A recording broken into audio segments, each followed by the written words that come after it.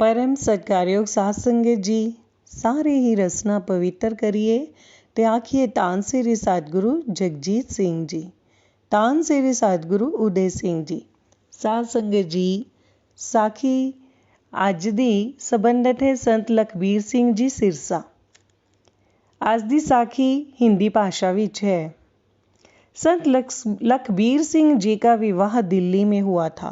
उनके बड़े साले की 2 लड़कियां तथा 1 लड़का है। जब से लड़का उत्पन्न हुआ उसका अपना खून ही नहीं बनता था।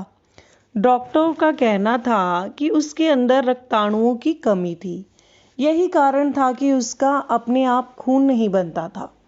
प्रारंभ में सर गंगाराम अस्पताल में उसकी जांच हुई थी तथा उसकी रीढ़ की हड्डी का ऑपरेशन भी हुआ था, पर कोई भी असर नहीं हुआ। बिल्कुल स्थिति वही रही। वहाँ के डॉक्टर का कहना था कि उसे दिल्ली के आयुर्विज्ञान संस्थान में ले जाएं, वहाँ उसकी अच्छी चिकित्सा की जाएगी। इसके साथ वहाँ खर्च भी कम होगा। बच्चे को डॉक्टर की सलाह के अनुसार आयुर्विज्ञान संस्थान में भर्ती करवाया गया। वहाँ उसकी हर प्रकार से जांच आदि प्रारंभ हो गई। हर महीने उस लड़के को एक इंजेक्शन लगाना पड़ता था, जो कि बहुत ही महंगा था। इंजेक्शन 4-5 वर्ष तक चलता रहा। सतगुरु सच्चे पातशाह श्री सतगुरु जगजीत सिंह जी महाराज की संत लखबीर सिंह जी पर बड़ी ही कृपा थी। वे सिरसा में निरंतर सेवा करते रहे। जब भी संत लखबीर सिंह जी अपने ससुराल दिल्ली आते तो उनके साले की पत्नी उनसे कहती कि वह सदगुरु महाराज के चरणों में प्रार्थना करें कि लड़का अच्छा हो जाए। निर्णय ये हुआ कि जब भी सच्चे पातशाह सिरसा आए तो उनको वहाँ बुलवा लें।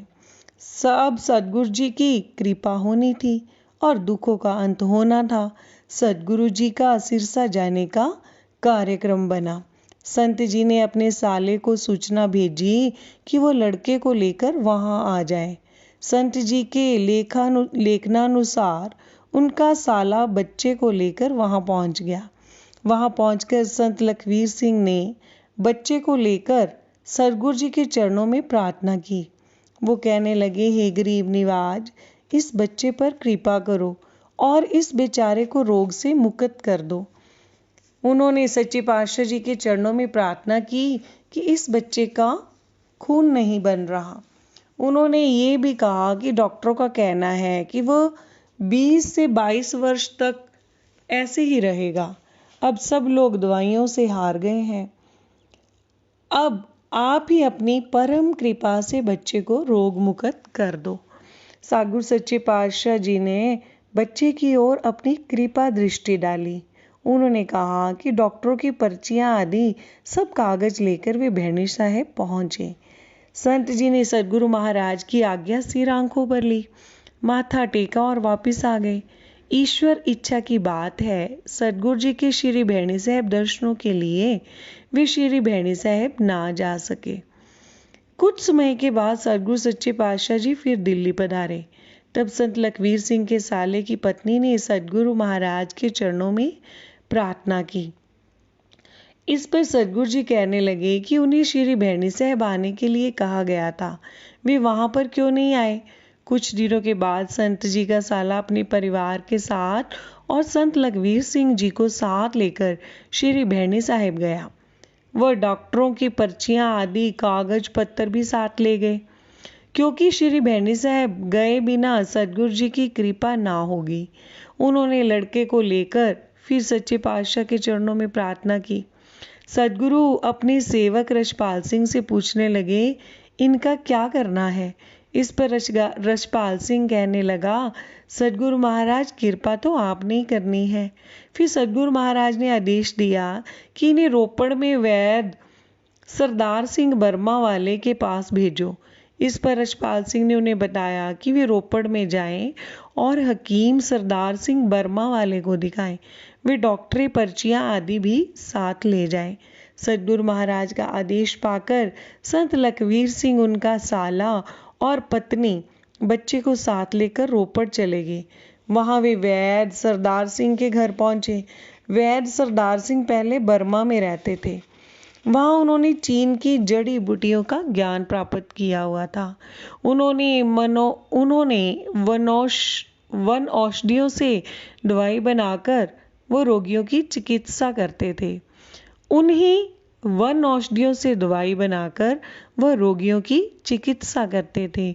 उन्होंने वैद्य जी को प्रार्थना की कि इस प्रकार सद्गुरु महाराज ने उन्हें इस बच्चे की चिकित्सा के लिए उनके पास भेजा है। वे डॉक्टरी रिपोर्ट भी साथ लेकर आए हैं। वैद्य जी से बात करके पता चला कि वो भी सद्गुरु जगजीत सिंह जी महाराज का परम भगत है। वैद्य सरदार सिंह की बात सुनकर ये लोग भी हैरान हो गए कि इस बच्चे पर सद्गुरु महाराज की कृपा हो चुकी है। यहाँ भेजकर उन्होंने एक प्रकार का बहाना ही बनाया है।